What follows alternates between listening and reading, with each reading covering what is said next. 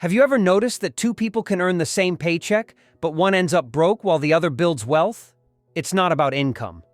It's about the invisible daily choices that silently drain bank accounts. The difference between staying poor and building wealth often comes down to 15 small habits that most people never question. And once you see them, you can't unsee them. This video breaks down 15 things poor people do that wealthy people avoid. These aren't about shame or blame, they're about awareness. By the end, you'll spot the traps that keep people stuck, and you'll know exactly how to sidestep them. This isn't theory from someone flashing rented cars. This is pattern recognition based on financial behavior research, consumer psychology studies, and economic data that anyone can verify. Let's count down from 15 to 1. Number 15 is paying monthly fees on checking accounts. Millions of people hand over $10 to $15 every month just to hold their own money. That's $180 a year for doing nothing. Wealthy people never pay to access their cash. They use free checking accounts offered by credit unions, online banks, and community institutions.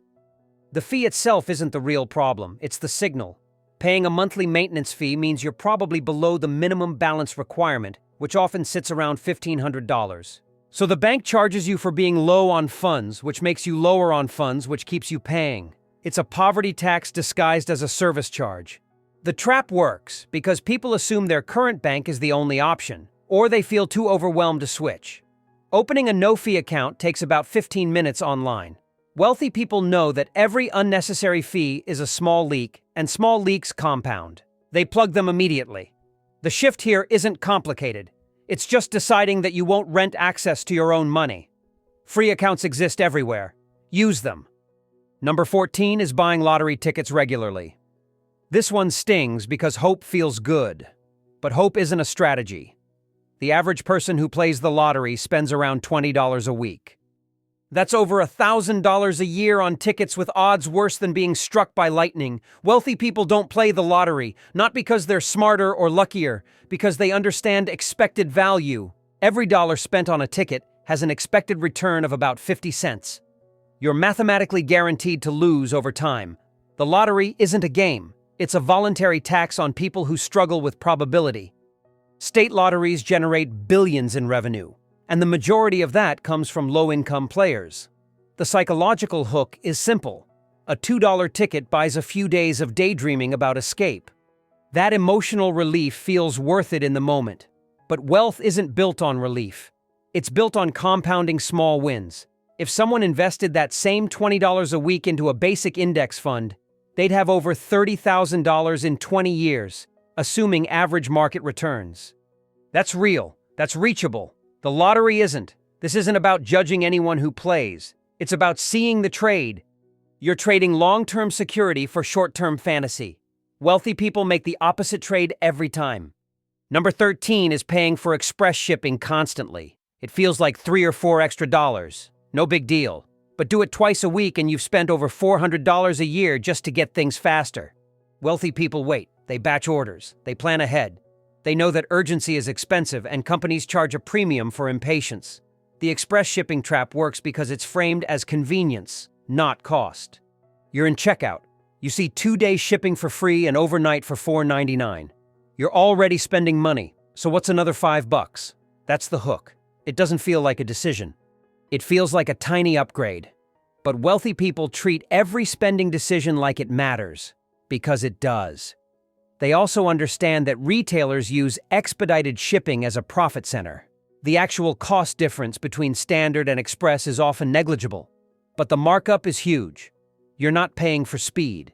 You're paying for lack of planning. The fix is simple. Set a cutoff time for online orders. If you need something by a specific date, order a week early. If it's not urgent, wait. Batching purchases also saves on shipping because you hit free thresholds faster. This isn't about deprivation. It's about not letting convenience fees quietly rob you. Wealthy people value their money more than they value instant gratification. That shift in priority changes everything. Number 12 is using payday loans or cash advance apps regularly. This is financial quicksand. Payday loans can carry interest rates over 300% when annualized.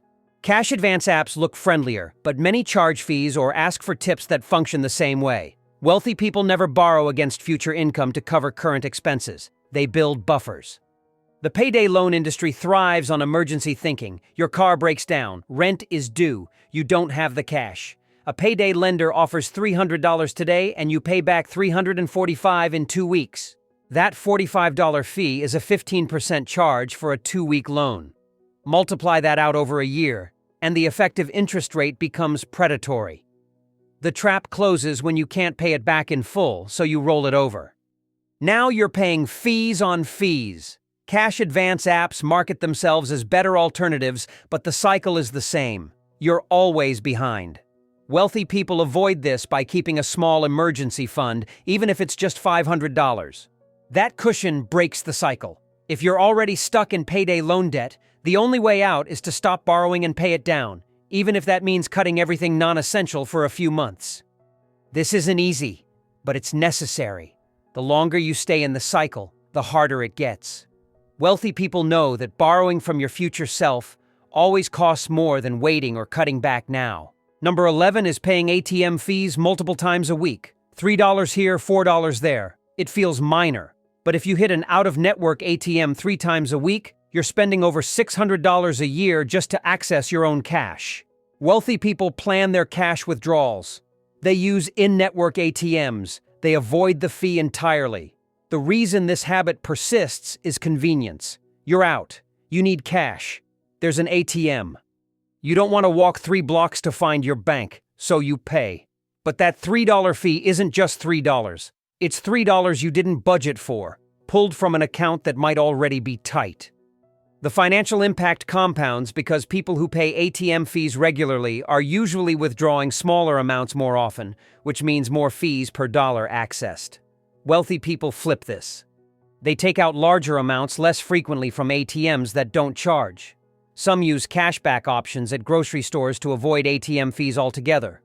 Others rarely use cash and rely on cards that don't charge foreign transaction fees when traveling. The broader principle is this: every fee is a choice. You can choose to avoid it by planning 5 minutes ahead. That's the difference. Wealthy people treat their money like it's precious, because it is. They don't leak it on convenience. They protect it. Number 10 is financing furniture and electronics on payment plans with interest. Walk into many furniture or electronics stores and they'll offer 0 interest for 12 months. Sounds great. But if you don't pay it off in full before that promotional period ends, you get hit with retroactive interest on the original balance, often at rates above 20%. Wealthy people pay cash or use credit cards they pay off immediately. They never finance depreciating assets. The trap works because the monthly payment feels manageable. A $2,000 couch becomes $80 a month. That fits the budget. But if life happens and you miss the payoff deadline, you're suddenly on the hook for hundreds in backdated interest. Retailers count on this. They make more money from people who miss the deadline than from people who pay on time. The average consumer doesn't read the fine print. They see 0 interest and assume it's a gift. It's not. It's a gamble, and the house wins most of the time. Wealthy people avoid this by asking a simple question: can I afford this in cash right now? If the answer is no, they wait. If the answer is yes, they pay in full. This eliminates risk and interest. It also forces a reality check. If you can't afford the couch without financing, you probably can't afford the couch. That's not a judgment. It's math. Financing makes you poorer because you're paying extra for something that loses value the moment you own it. Wealthy people reject that trade. Number 9 is subscribing to multiple services and forgetting about them. Streaming platforms, meal kits, fitness apps, cloud storage, premium music, gaming subscriptions. The average person has at least 4 active subscriptions they barely use. At $10 to $15 each, that's $50 a month or $600 a year, spent on things they forgot they signed up for.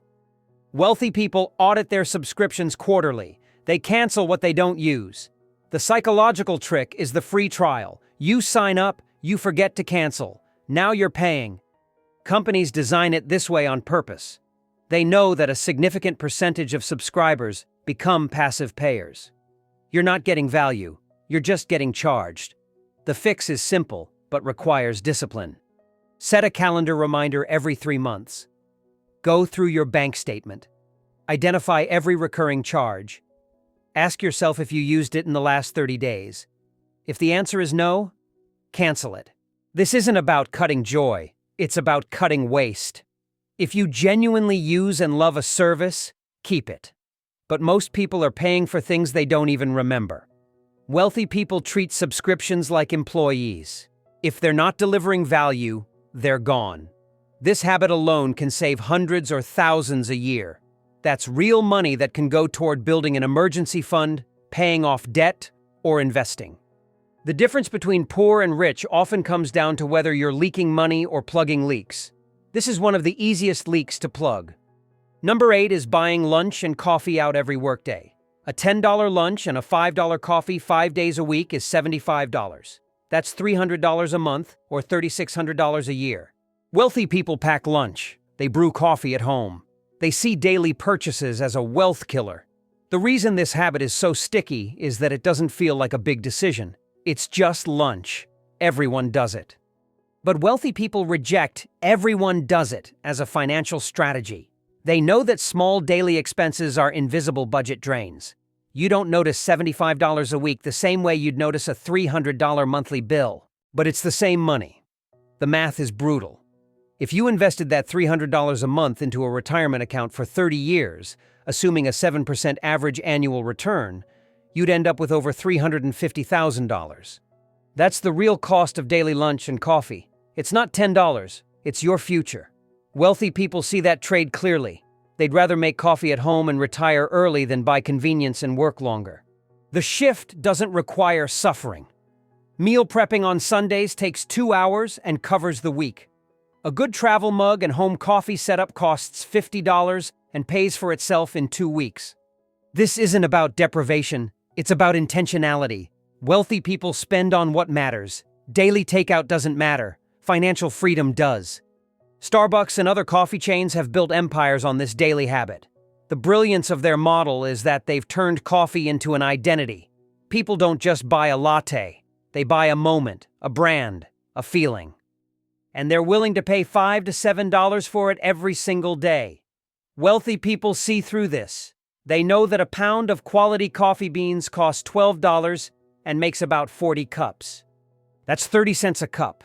The $5 latte isn't about coffee. It's about convenience and branding. And wealthy people refuse to pay a 1,500% markup for convenience. They make their coffee, pour it in a nice mug, and move on. The difference in cost is staggering over time.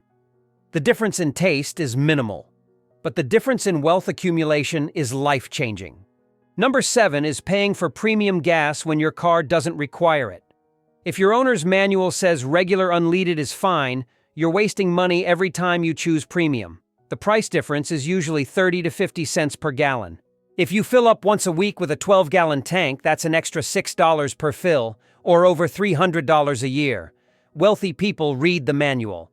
They buy what the car needs, not what feels fancier. The myth that premium gas is better for all cars persists because it sounds right. Premium must be premium, right? Wrong. Premium gas has a higher octane rating, which only matters for high-compression engines. Most sedans, SUVs, and trucks run perfectly on regular. Using premium doesn't make them run better, last longer, or get better mileage. It just costs more. The gas companies love this myth because it boosts profit margins. Wealthy people ignore marketing and follow engineering.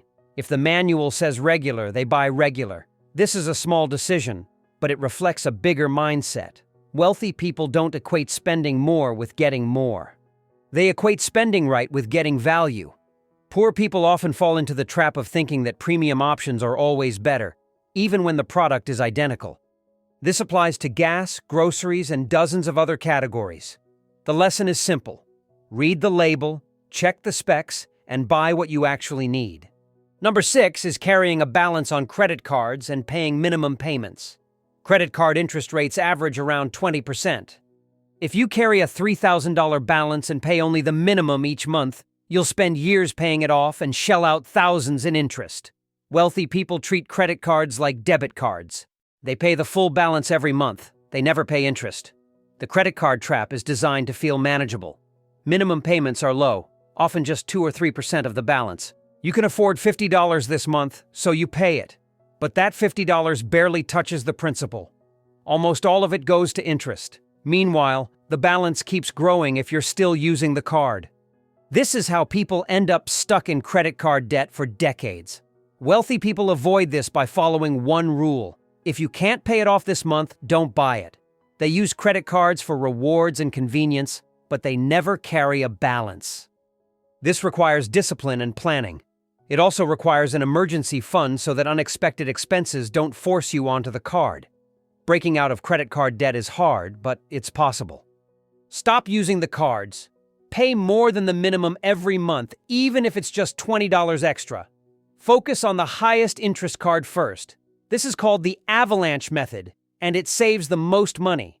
Wealthy people never let banks profit off their debt. They flip the script and profit off the banks by collecting rewards and paying zero interest. Number 5 is buying new cars instead of used. A new car loses about 20% of its value the moment you drive it off the lot. In the first year, it loses roughly 30%. By year 3, it's lost half its value. Wealthy people buy gently used cars that are 2 to 4 years old. They let someone else eat the depreciation. The new car trap is emotional. It smells good. It's shiny. No one else has owned it. It feels like success. But that feeling costs tens of thousands of dollars. A $30,000 new car will be worth $21,000 after 1 year. A 3-year-old version of the same car might cost $18,000 and will lose value much slower. Wealthy people see cars as tools, not status symbols. They want reliable transportation at the lowest total cost. Buying used also means lower insurance premiums and registration fees. The argument that new cars come with warranties is overrated. Many used cars still have remaining factory warranties, and certified pre-owned programs offer additional coverage. The repair cost argument also falls apart. Modern cars are incredibly reliable. A 3-year-old car with 30,000 miles will run for years with basic maintenance. Wealthy people do the math. They compare total cost of ownership, not just monthly payments. A lower monthly payment on a 6-year loan for a new car often costs more overall than a higher monthly payment on a 3-year loan for a used car. This is one of the biggest wealth killers in America. People finance cars they can't afford, stay underwater on the loan, and trade in for another new car before the first one is paid off. It's a cycle that guarantees you'll always have a car payment and never build equity. Wealthy people break the cycle. They buy used, they pay it off fast, then they drive it for years with no payment. Number 4 is shopping without a list and falling for impulse buys. Grocery stores are designed to make you spend more. The essentials are in the back. The impulse items are at eye level. The candy is at the checkout. If you walk in without a list, you'll walk out having spent 30 to 40% more than you planned. Wealthy people shop with lists. They stick to them. They avoid the traps. The psychology behind impulse buying is well researched. Stores use lighting, layout, music, and even scent to lower your resistance. They place high-margin items in high-traffic areas. They run sales that aren't really sales, using prices that end in 99 to make things feel cheaper. If you're shopping hungry or tired, your willpower drops and you buy more. Wealthy people know this. They eat before they shop. They make lists based on meals they've planned for the week. They compare unit prices, not package prices.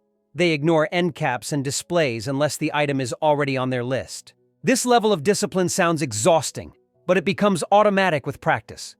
The savings are real. A family that cuts impulse purchases by just $30 a week saves over $1,500 a year. That's a vacation. That's an emergency fund. That's investing money. The difference between poor and wealthy isn't always income. It's often discipline. Wealthy people treat every dollar like it has a job. Impulse buys are dollars without jobs. They don't allow it. Number 3 is renting to own furniture, electronics, or appliances. Rent-to-own stores target people who can't afford to buy outright. They offer low weekly or monthly payments with no credit check. Sounds helpful, but the total cost is often double or triple the retail price. A $1,200 laptop becomes $3,000 by the time you own it. Wealthy people never rent to own. They save up and buy used, or they go without until they can afford it. The rent-to-own trap is brutal because it preys on urgency and lack of options. Your fridge dies. You need one now. You don't have $800. The rent-to-own store offers $50 a month for 24 months. That's $1,200 for an $800 fridge. you're paying $400 in interest, which is a 50% markup.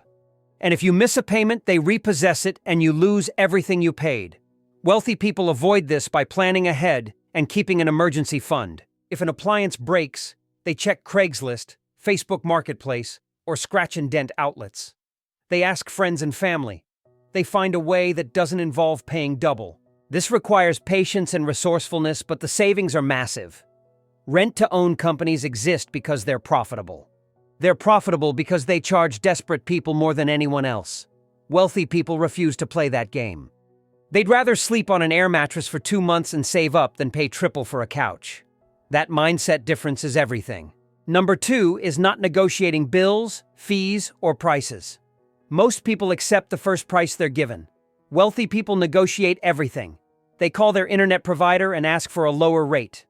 They dispute medical bills, they negotiate car prices, gym memberships, and even rent.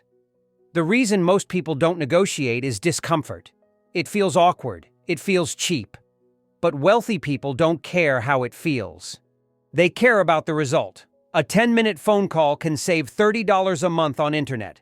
That's $360 a year. Multiply that across insurance, phone bills, subscriptions, and services, and you're saving thousands. The secret is that companies expect negotiation. Their first offer is rarely their best offer. Customer retention departments have authority to discount if you threaten to cancel. Medical billing departments will lower bills if you ask for an itemized statement and point out errors. Car dealerships have wiggle room. Even landlords will negotiate if you're a good tenant and you ask at the right time. Wealthy people know this because they've done it. They've learned that the worst thing that happens when you ask for a discount is they say no. And even that is rare. Most of the time, you get something. A 10% discount, a waived fee, a free month. It adds up. Poor people leave money on the table because they don't ask. Wealthy people take money off the table because they always ask. This single habit can be worth thousands of dollars a year. It costs nothing but courage. Number 1 is not investing and letting money sit in checking accounts earning zero interest. This is the biggest wealth killer of all. Inflation runs around 3% a year. If your money sits in a checking account, it loses 3% of its purchasing power every year. Over 10 years, that's 30%. Wealthy people invest. They put money into index funds, retirement accounts, real estate, or businesses. They make their money work for them. The reason people don't invest is fear and lack of knowledge. The stock market feels risky. They don't know where to start. So they do nothing. But doing nothing is the riskiest choice of all. Wealthy people understand that investing isn't gambling, it's ownership. When you buy an index fund, you own a tiny piece of hundreds of companies. Over time, the market goes up. Not every day, not every year. But over decades, the trend is clear. The average annual return of the stock market over the last century is around 10%. That means money doubles roughly every 7 years. If you invest $500 a month starting at age 25, you'll have over $1 million by age 60, assuming average returns. If you wait until age 35, you'll have less than half that. Time is the most powerful force in investing, and poor people waste it. Wealthy people respect it. They start early. They invest consistently. They ignore the noise. The barriers to investing have never been lower. You can open an account in minutes. You can start with $10. Apps and platforms have made it accessible to everyone. The only thing stopping people is their own hesitation. Wealthy people don't hesitate. They take action. And that action compounds into wealth. Let's recap the biggest takeaways. Wealthy people avoid fees, reject convenience markups, refuse to finance depreciating assets, and negotiate everything. They audit subscriptions, pack lunches, skip premium gas when it's unnecessary, pay off credit cards in full, buy used cars, shop with lists, avoid rent-to-own traps, and invest every dollar they can. These aren't secrets. They're choices. Small, boring, unsexy choices that add up to financial freedom. The difference between poor and rich isn't luck. It's habits. And habits can change starting today. If this video helped you see money differently, hit the like button, drop a comment, and tell me which habit you're going to change first. Share this with someone who needs to hear it. And if you want more breakdowns on wealth, psychology, and the systems most people miss, consider subscribing. Let's build smarter together.